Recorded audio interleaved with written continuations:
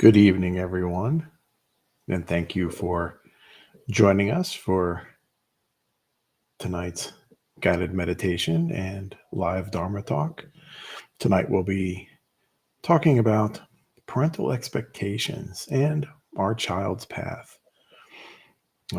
For us parents out there, or perhaps even would-be parents, this is an important realization and understanding of what our responsibilities are raising mindful children and what their life's path really does entail as they get older and reach more mature decision-making levels, and then where we as parents can learn to step back in different instances and circumstances and whatnot. But thank you once again for joining us this evening. Today is May 27th, 2024. It is now 6 p.m. in the Central Time Zone where I'm at. Just a brief announcement.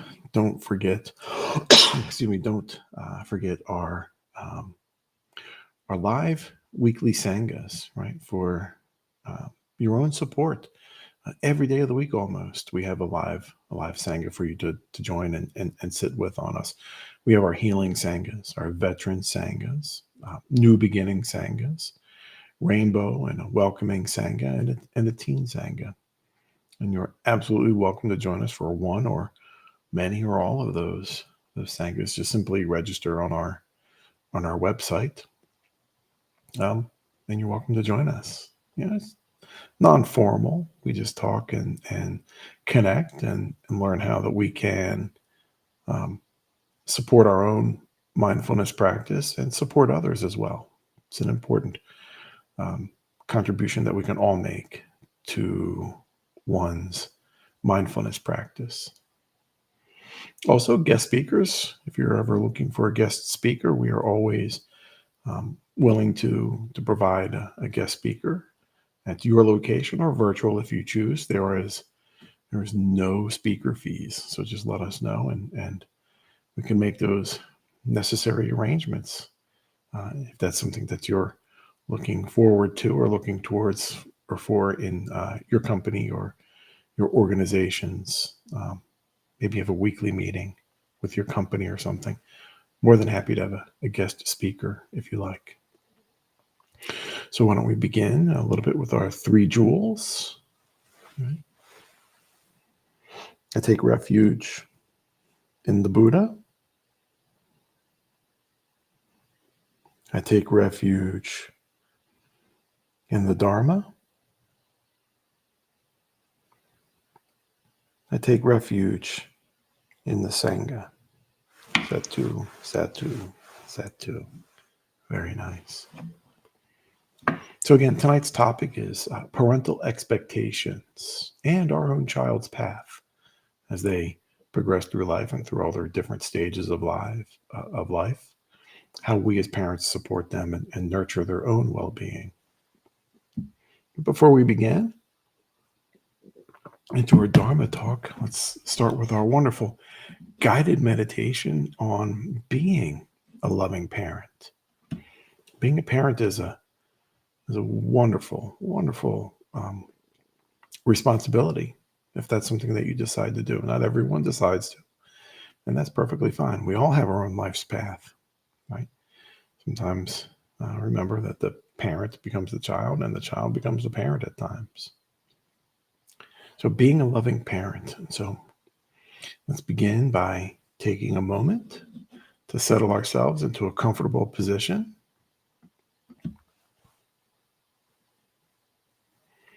You may keep your eyes closed or slightly open with a soft focus, looking downward a few feet in front of you if you choose.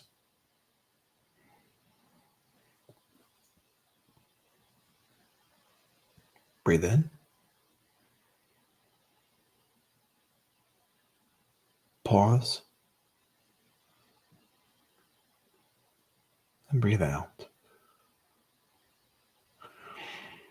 And allow yourself to just have a nice half smile resting on your face as well.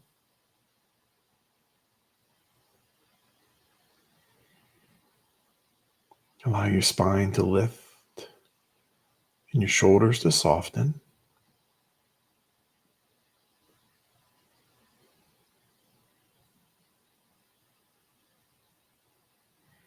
And soften your belly as you continue settling in.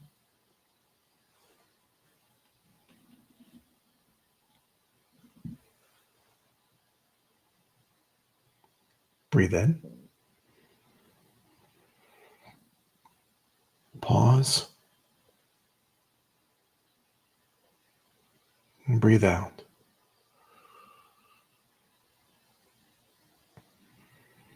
And let's meditate on being a loving parent.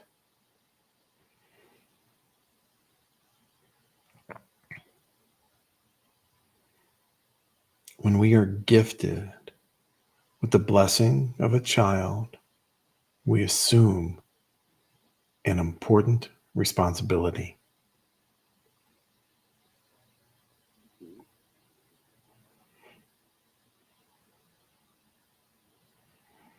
Not only for ourselves,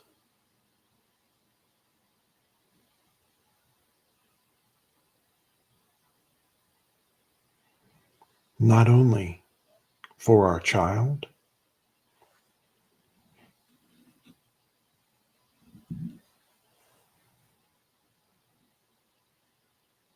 but also for the world we all live in.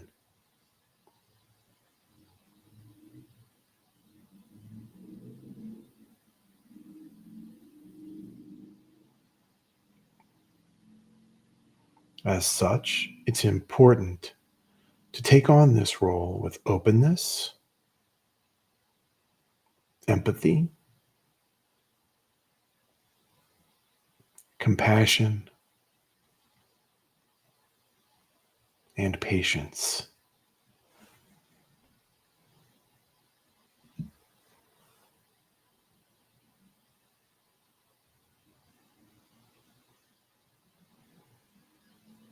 We instill in our child a sense of safety.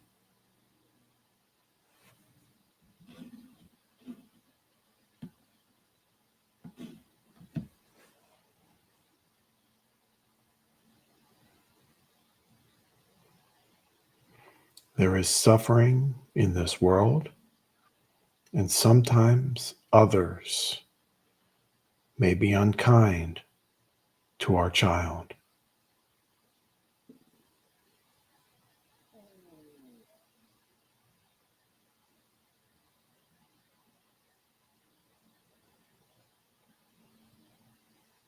As parents, we let them know that we are a place of refuge during times of suffering.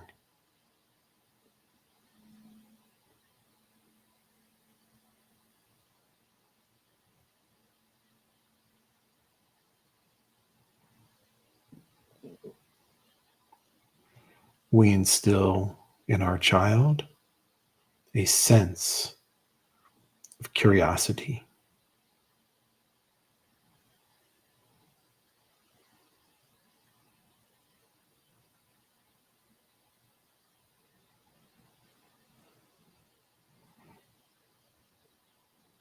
Our child will ask many questions about a great many topic.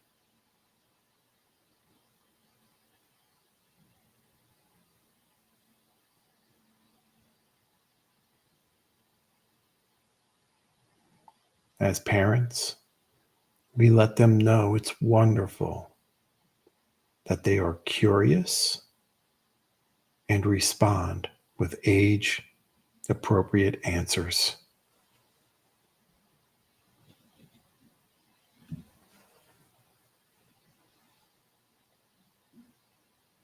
Breathe in.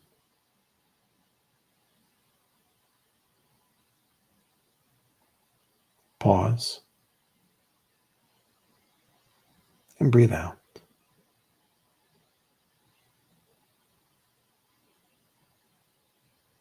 As parents, we know that our child will make many steps and will make mistakes.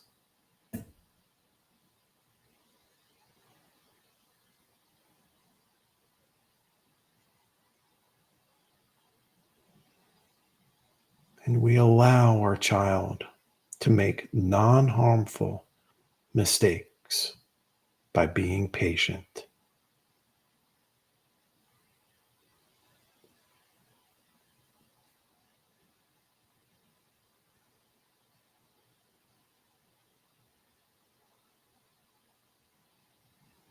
Being patient allows them, as well as you, to grow.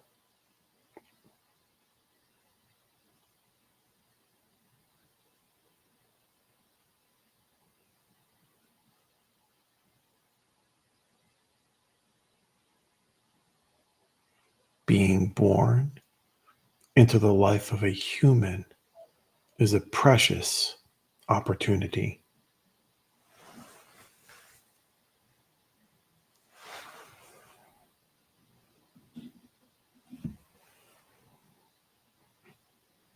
As such, it is an honorable responsibility of a parent to help support and guide another human being on such an impactful journey.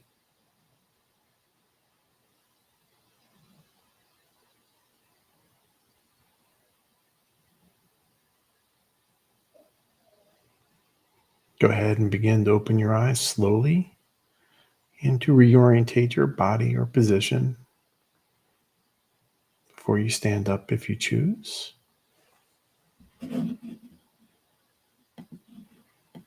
If we really think about it, being a parent is being a child's first teacher.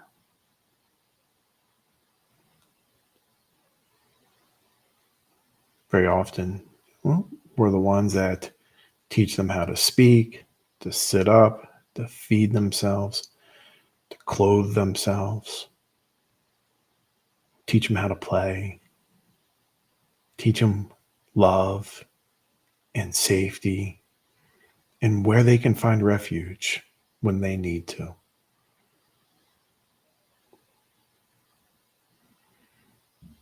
And when we nurture children along those healthy pathways, we are also helping society as well.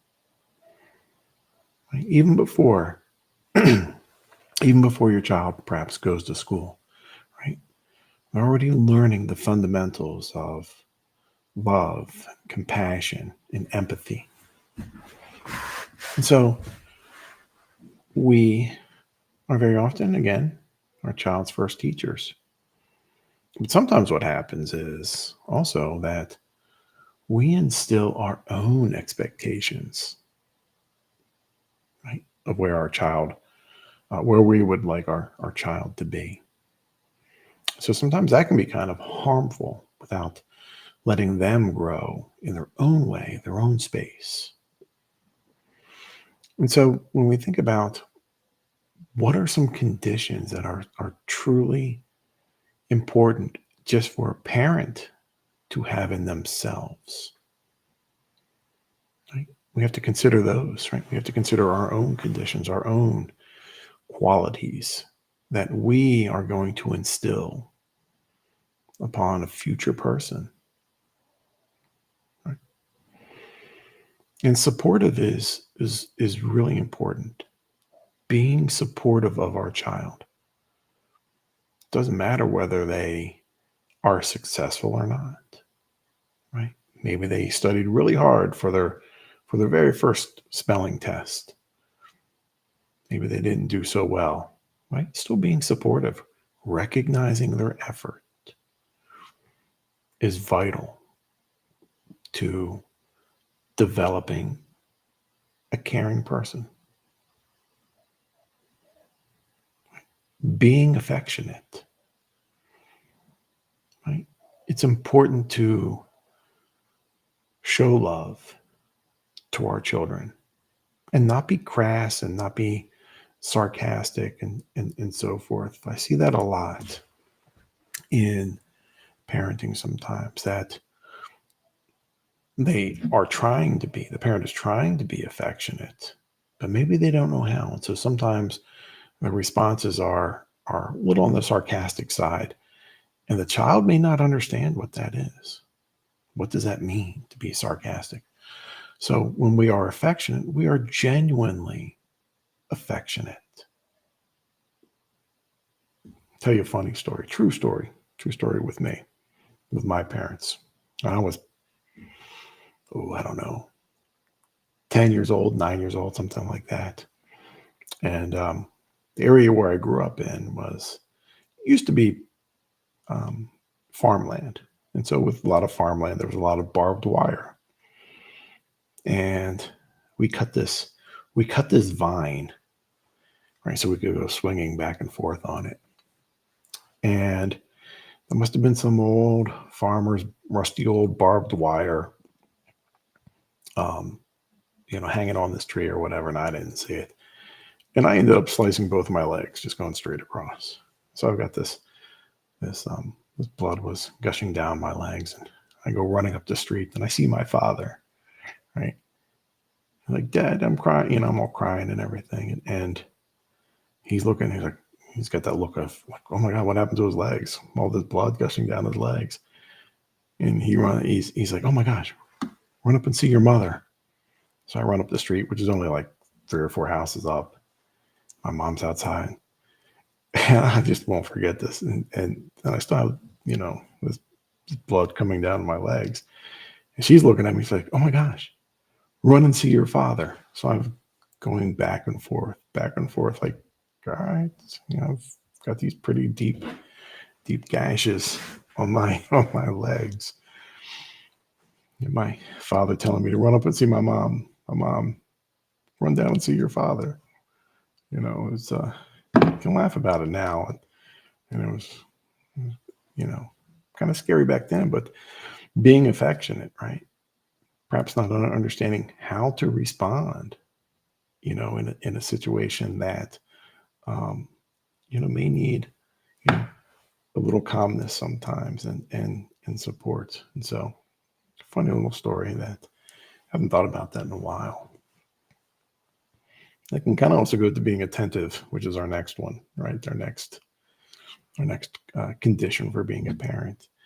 When our child is hurt, right, or suffering in some degree, right, we are attentive to their needs. And it certainly starts, as a youngster, right, as an infant, right, crying and so forth, because obviously babies can't speak yet. So how do they speak, right? They speak with crying and general discomfort.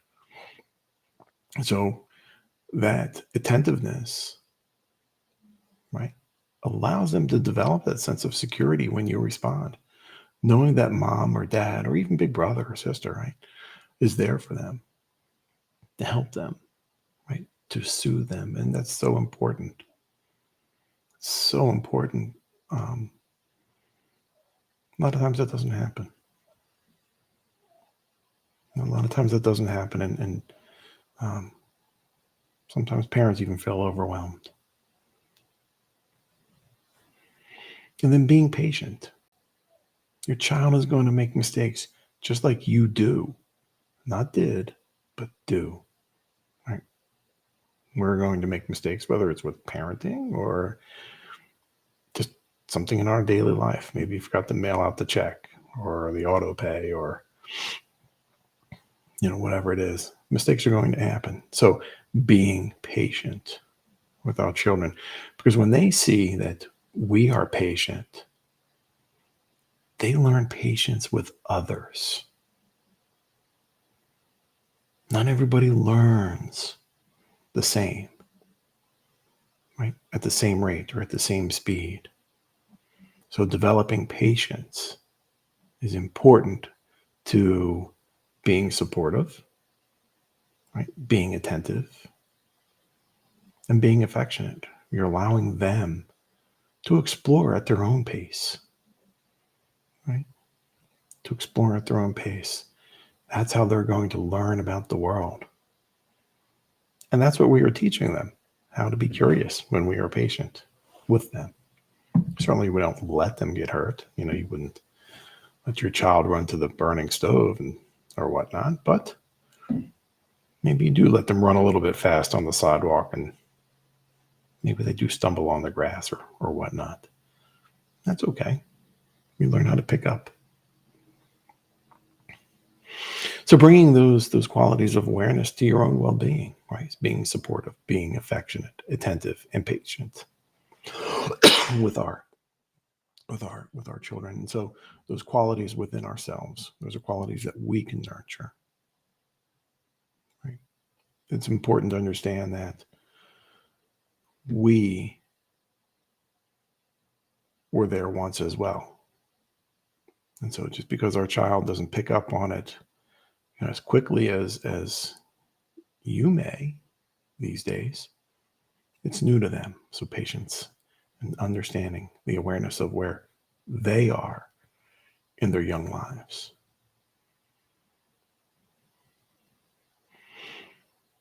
But what about when they start getting older, right? A little bit more individual, exploring their own individuality and being self-sufficient. It starts at a young age, right? Them wanting to be self-sufficient and doing things on their own.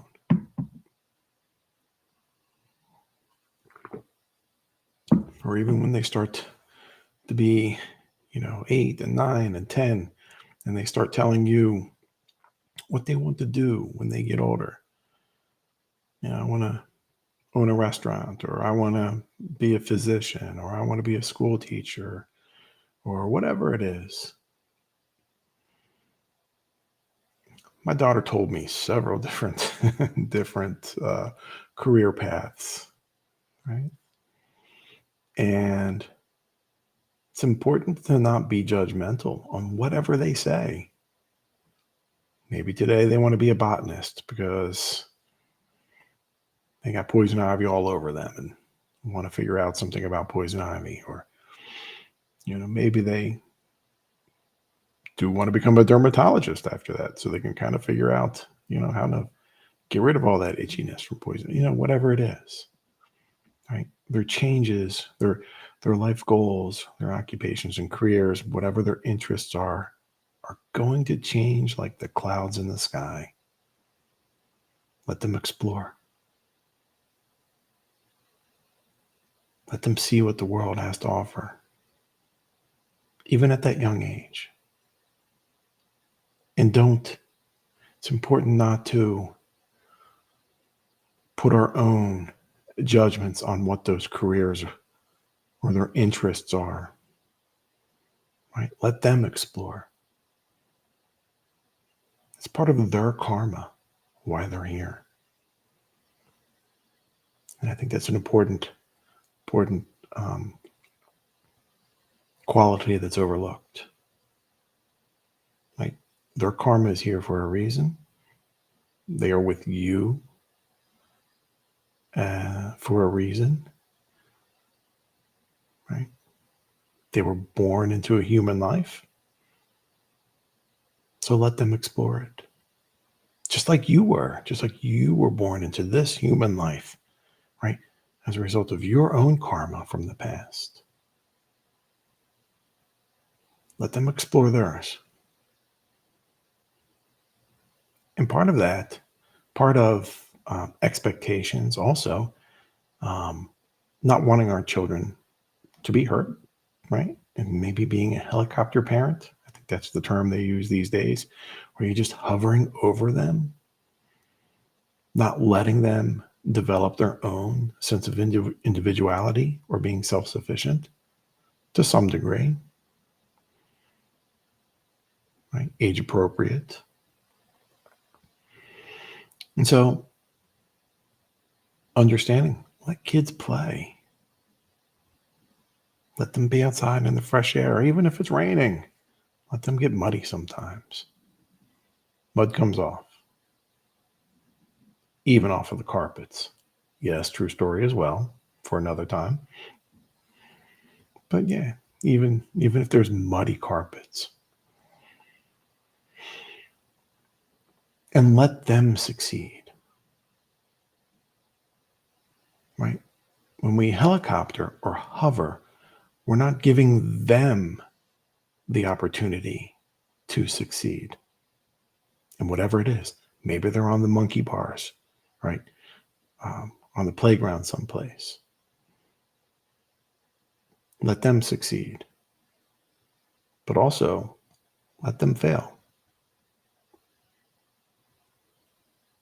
Learning how to fail is probably much more important than learning how to succeed to some degree.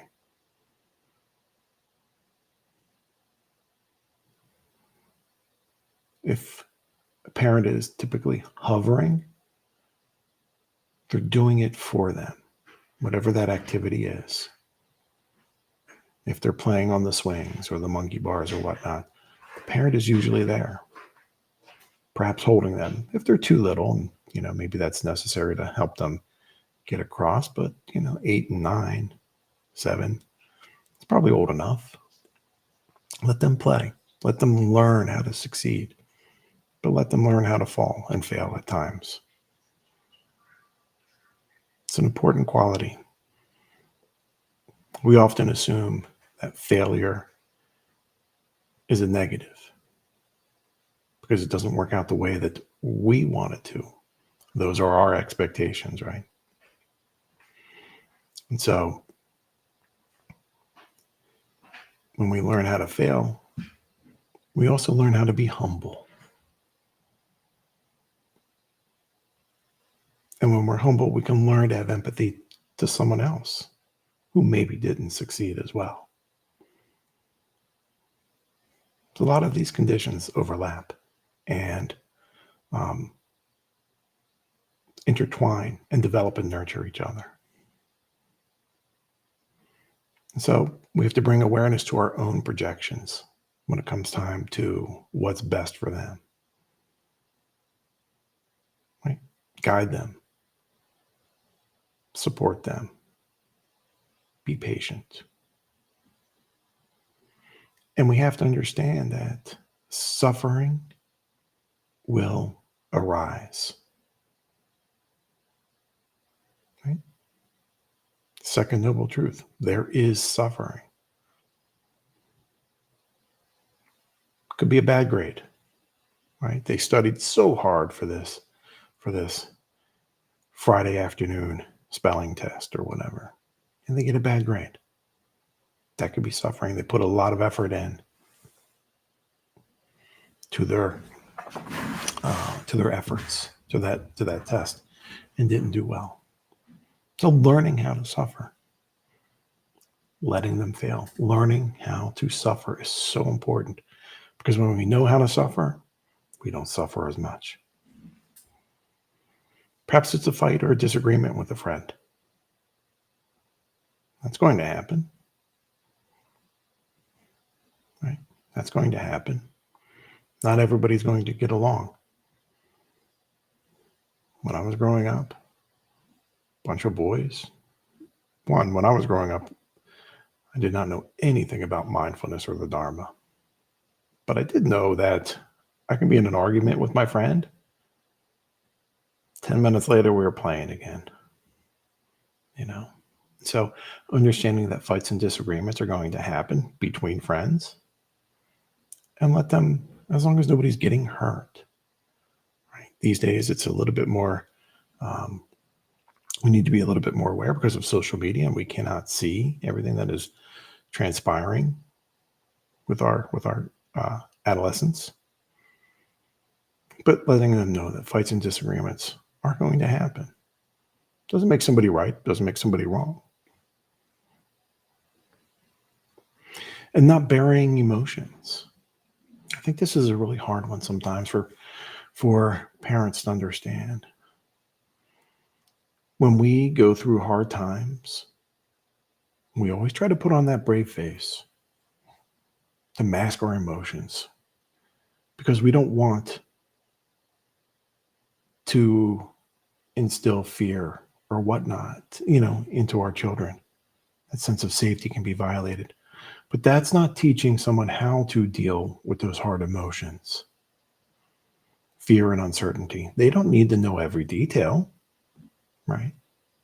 They don't need to know every detail, but allowing them to know that, look, mom and dad sometimes get scared, and it's okay to be afraid, right? There are a lot of uncertainties in life, but if we bury those uncertainties, then that's not teaching us or our children, how to properly handle this, how to properly suffer when they do arise. It just teaches them how to mask. And it teaches them to be ashamed of those feelings. Right? We have those emotions and feelings for a reason, right? Fear and anger and disappointment and uncertainty. We have them for a reason. They're just tools in a toolbox. We have to learn how to use those tools appropriately. And if we hide them, we're not teaching them how to use them appropriately. So not bearing emotions and just bringing awareness to that. And are you a parent or a friend? It's kind of a yes and no question, right? Yes. Sometimes you can be, and you're their lifelong refuge for times of fear and uncertainty. That's why being supportive and affectionate and attentive in the beginning, those qualities for ourselves are very important to have. But know at the same time, right? Sometimes you do have to be a disciplinarian to some degree, right? For their own well-being.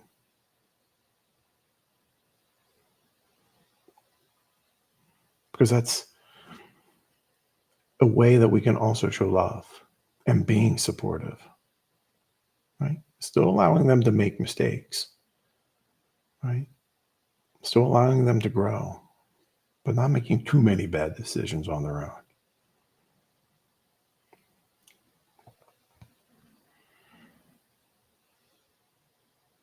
And then your own well-being, right? Which is really important as well. Very often we hear that children come first, and they do to some degree. But if you've ever ridden I'm going to use this analogy, but if you've ever ridden the airplane, right? And they talk about the oxygen mask, you have to put on yours first before you can put on theirs.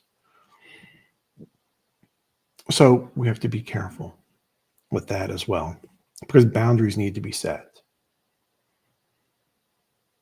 Just because they want a new expensive pair of sneakers or a video game system or something that could put you in a financial jeopardy, right? You wouldn't do that, right? You have to make sure that you have a safe home, that your electricity and water and food before a video game system. So you don't put your own well-being in the front of a product, for example.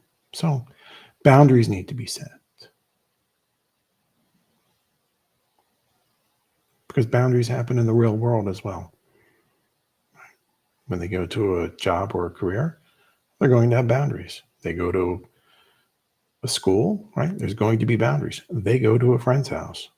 And your friend's house or their friend's house will have boundaries. So learning what those boundaries are. So just something to consider. Remembering that our children have their own expectations as well, their own path. They chose you as a parent, right? Part of their karma, right? Coming back as in a human form. Right? It's very, very prestigious and a lot of responsibility being a human. It can be impactful. So when we set up these qualities or nurture these qualities in our children, we're setting up for future generations as well. So something to consider. And their path does not have to be yours. And your path is not going to be theirs. So something to consider as we go along our parental pathways and nurturing kindness, and empathy, and compassion in our children towards others. And it's needed so much these days. Compassion and empathy and kindness towards others. Let them know that is actually a sign of strength when you can be compassionate and empathetic towards another human being, because they may not have experienced it.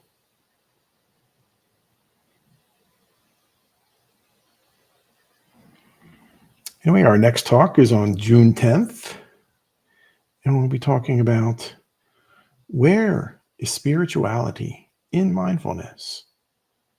It can be everywhere. Just a little precursor. It can be everywhere. So June 10th at 6 p.m. Central Time will be our next live stream, Dharma talk and guided meditation. And we will close out with our 3 jewels. I take refuge in the Buddha. I take refuge in the Dharma. I take refuge in the Sangha. Sathu, Sathu, Sathu. My friends, dear Sangha, thank you so much for joining us this evening. Your presence is warmly received. And thank you so much. Feel free to type into the comments below if you have any ideas or comments that you would like to share. We love to hear them, and we'll talk to you as appropriately. Many blessings to you all. May Buddha bless you with happiness and long life. Take care, my friends.